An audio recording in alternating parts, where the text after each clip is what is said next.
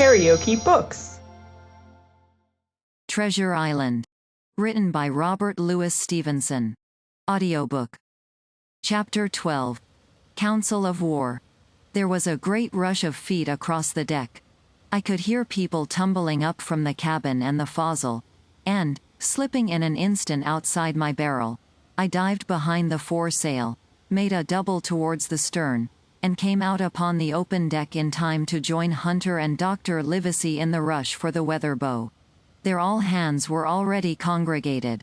A belt of fog had lifted almost simultaneously with the appearance of the moon. Away to the southwest of us we saw two low hills, about a couple of miles apart, and rising behind one of them a third and higher hill, whose peak was still buried in the fog. All three seemed sharp and conical in figure. So much I saw, almost in a dream, for I had not yet recovered from my horrid fear of a minute or two before. And then I heard the voice of Captain Smollett issuing orders. The Hispaniola was laid a couple of points nearer the wind, and now sailed a course that would just clear the island on the east. "And now, men," said the captain, when all was sheeted home, "has any one of you ever seen that land ahead?" "I have, sir," said Silver. "I've watered there with a trader I was cook in." "The anchorage is on the south, behind an islet, I fancy?" asked the captain. "Yes, sir. Skeleton Island they calls it. It were a main place for pirates once, and a hand we had on board knowed all their names for it. That hill to the nor'ar they calls the foremast hill. There are 3 hills in a row running south'ard, fore, main, and mizzen, sir. But the main, that's the big un, with the cloud on it, they usually calls the spyglass, by reason of a lookout they kept when they was in the anchorage cleaning. For it's there they clean their ships, sir, asking your pardon." "I have a chart here," says Captain Smollett. "See if that's the place." Long John's eyes burned in his head as he took the chart. But, by the fresh look of the paper, I knew he was doomed to disappointment. This was not the map we found in Billy Bones's chest, but an accurate copy, complete in all things, names and heights and soundings, with the single exception of the red crosses and the written notes. Sharp as must have been his annoyance, Silver had the strength of mind to hide it. "Yes, sir," said he, "this is the spot to be sure, and very prettily drawed out. Who might have done that, I wonder? The pirates were too ignorant, I reckon. Aye, here it is, capt. Kidd's Anchorage, just the name my shipmate called it. There's a strong current runs along the south, and then away nor'ar up the west coast.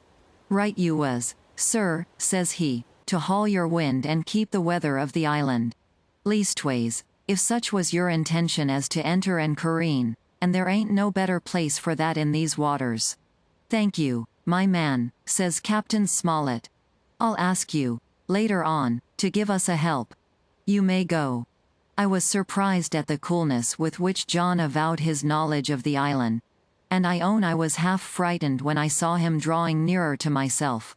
He did not know, to be sure, that I had overheard his counsel from the apple barrel, and yet I had, by this time, taken such a horror of his cruelty, duplicity, and power, that I could scarce conceal a shudder when he laid his hand upon my arm. "Ah," says he, "this here is a sweet spot, this island, a sweet spot for a lad to get ashore on. You'll bathe, and you'll climb trees, and you'll hunt goats, you will, and you'll get aloft on them hills like a goat yourself. Why, it makes me young again. I was going to forget my timber leg, I was. It's a pleasant thing to be young, and have 10 toes, and you may lay to that. When you want to go a bit of exploring, you just ask old John, and he'll put up a snack for you to take along." And clapping me in the friendliest way upon the shoulder, he hobbled off forward, and went below. Captain Smollett, the squire, and Dr. Livesey were talking together on the quarter-deck, and, anxious as I was to tell them my story, I durst not interrupt them openly. While I was still casting about in my thoughts to find some probable excuse, Dr. Livesey called me to his side. He had left his pipe below, and being a slave to tobacco, had meant that I should fetch it. But as soon as I was near enough to speak and not to be overheard, I broke out immediately. "Doctor, let me speak. Get the captain and squire down to the cabin, and then make some pretense to send for me. I have terrible news." The doctor changed countenance a little, but next moment he was master of himself. "Thank you, Jim," said he, quite loudly. "That was all I wanted to know," as if he had asked me a question. And with that he turned on his heel and rejoined the other two. They spoke together for a little, and though none of them started, or raised his voice, or so much as whistled, it was plain enough that Dr. Livesey had communicated my request. For the next thing that I heard was the captain giving an order to Job Anderson, and all hands were piped on deck. "My lads," said Captain Smollett, "I've a word to say to you. This land that we have sighted is the place we have been sailing for. Mr. Trelawney, being a very open-handed gentleman, as we all know, has just asked me a word or two, and as I was able to tell him that every man on board had done his duty, alow and aloft, as I never asked to see it done better, why, he and I and the doctor are going below to the cabin to drink your health and luck, and you'll have grog served out for you to drink our health and luck. I'll tell you what I think of this. I think it handsome. And if you think as I do, you'll give a good sea cheer for the gentleman that does it." The cheer followed. That was a matter of course, but it rang out so full and hearty, that I confess I could hardly believe these same men were plotting for our blood. "One more cheer for Captain Smollett," cried Long John, when the first had subsided. And this also was given with a will. On the top of that the three gentlemen went below, and not long after, word was sent forward that Jim Hawkins was wanted in the cabin.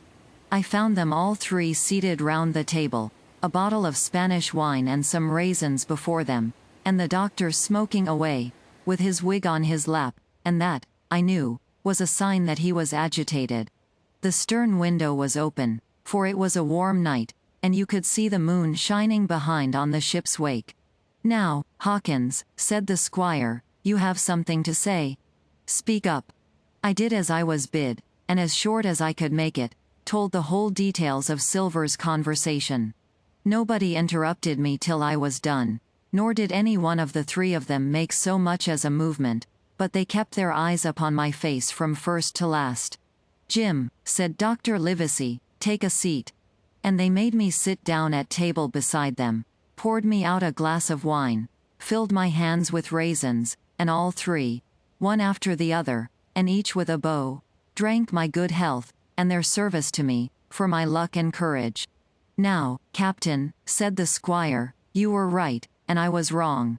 I own myself an ass, and I await your orders." "No more an ass than I, sir," returned the captain. "I never heard of a crew that meant to mutiny but what showed signs before, for any man that had an eye in his head to see the mischief and take steps according. But this crew," he added, "beats me." "Captain," said the doctor, "with your permission, that's Silver. A very remarkable man." "He'd look remarkably well from a yard arm, sir," returned the captain. "But this is talk. This don't lead to anything.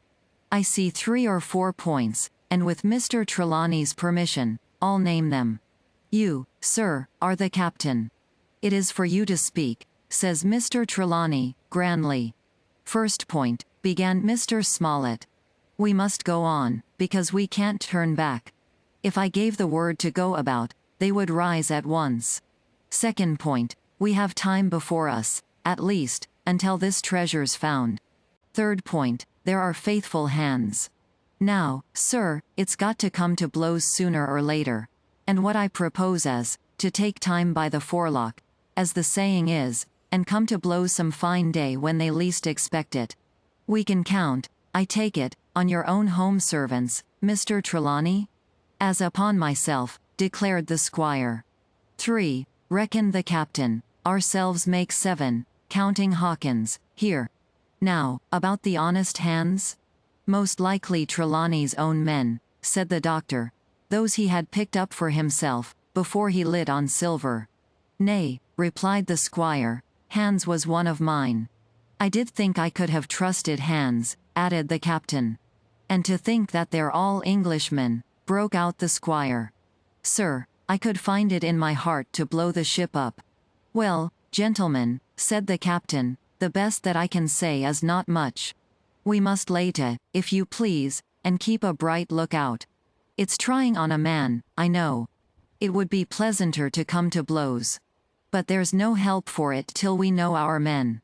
Lay to, and whistle for a wind, that's my view. Jim here," said the doctor, "can help us more than anyone. The men are not shy with him, and Jim is a noticing lad. Hawkins, I put prodigious faith in you," added the squire. I began to feel pretty desperate at this, for I felt altogether helpless, and yet, by an odd train of circumstances, it was indeed through me that safety came. In the meantime, talk as we pleased, there were only 7 out of the 26 on whom we knew we could rely. And out of these 7 one was a boy, so that the grown men on our side were 6 to their 19. KaraokeBooks.